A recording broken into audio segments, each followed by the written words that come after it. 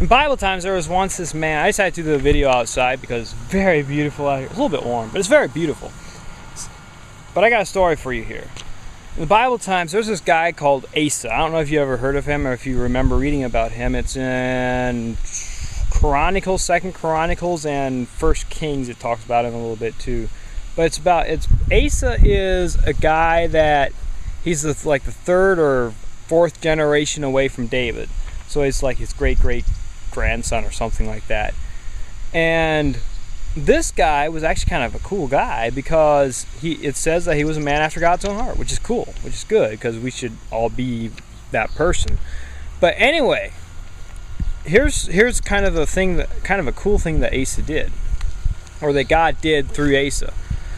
See, one day the Ethiopians came with 1 million men, and where they were going to attack Asa and his kingdom, and attack them and everything. And Asa only had 300,000 men, and so that sounds a little bit scary, don't you think? I mean, with only 300,000 men, what are you going to do to try to beat 1 million guys? So Asa did something that was very, very, very smart. And because he did this, they dominated the Ethiopians. Now, in a little bit, I'll tell you what exactly he did. But first, the intro of the Wizive Show. Sweet! We're watching the Wizive Show. See, here's what Asa did. He decided to give it to God. I know it's kind of a simple principle and everything, we know that. But here's what he did. He prayed to God and was like, Lord, we can't do this. There's no way that we can beat 1 million guys with only 300 guys. 300,000. There's no way. So he's like, so we're just going to give it to you. We put our trust in you. Give it to you. You take care of it. You do it. And guess what happened? As I said earlier, they dominated the Ethiopians. So 300,000 men beat 1 million men with no problem, because they had given it to God. Because Asa had decided he's not going to try to do it himself, he's going to give it to God. Now, there's another story about Asa that's pretty interesting. See, later, there was this time when Israel had kind of split into 2 different countries now. It was Judah and Israel. And Asa was the king of Judah, and then I forget who was the king of Israel. But anyway, they had this little Scrabble thing or whatever. They were trying to, like, the king of Israel was going against the king of Asa, the king of Judah. And so what Asa did is he went to this other king of Aram, A-R-A-M. These words are hard to pronounce. Anyway, we'll just keep it at that. Aram. I'm just going to call it Aram. Anyway, he went and talked to this king and started a treaty with them so that king would go out and fight against the king of Israel and get them to to stop this fighting here. And so it worked out, and everything worked out. And when I read that, I was like, that sounds good. That sounds all right. But then I started reading further, and when I got further down, it said that the guy Asa actually got in trouble. A prophet came and told him that, I forget what the punishment was exactly, but that he wasn't supposed to do that. That going and asking the king of Aram to go and fight against Israel wasn't right. It was actually a sin to do that. Why was it a sin? Because he hadn't trusted in God. He hadn't given that thing to God. Instead, he did it in his own strength. He hadn't died to himself in that time and let God take care of it. And it didn't work out. And it actually did work out, but it wasn't what he was supposed to do. And that's what we see today. There are a lot of people that are technically sinners, or not righteous at all, and yet they're successful in life. And you wonder, why does God let them be successful? And as I said, it works out, but sin has consequences. They're going against God. They're not letting God take care of it. They're not putting their trust in God. And so that's what I want to talk about a little bit today, is the simple fact that we need to die to self.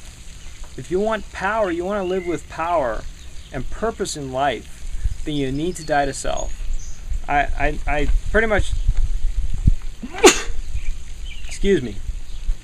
I pretty much named this video Deny Self, Get Power, because it's pretty simple how it works. Now I have these notes, this nice little notes here, so here's how it goes here.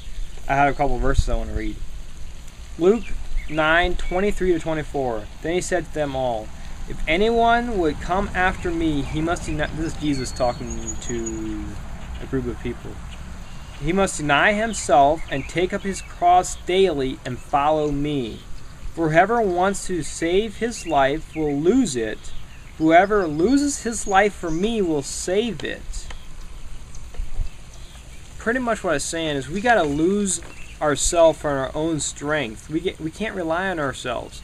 And in America, that's kind of what we're really good at doing. We rely on technology. We rely on freedom that we have. And we rely on our own strength and our own abilities and our own knowledge that we have. And that's wrong. Because when we do that, we're doing things against God. See, a lot of times I see people that they decide, okay, I'm going to bring this situation to God, but I'm also going to have a backup plan. You know, I'll make a backup plan to make sure that if God doesn't work out, that I can still go to this backup plan. Is that right?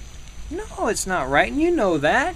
So my pleading to you is don't focus on yourself. Don't focus on your own abilities and what you can do, like Asa did with making a treaty with the king of Aram, and getting him to go fight for him. Instead, do what he did earlier when he beat the million Ethiopians. He gave it to God. It was no way that he could have won, but he did because he gave it to God. And that's what matters. That's what life is about. Is every situation that you're in, the only thing that matters is if you give it to God or if you don't give it to God. That's pretty much what it is. See, the best thing that God can give you is himself. And that's what he wants to do. And so when you give it to him, when you give whatever you're going through to him, whatever situation it is, every situation, you got to tell him. And when you do that, he's going to reward you by giving you power to overcome it.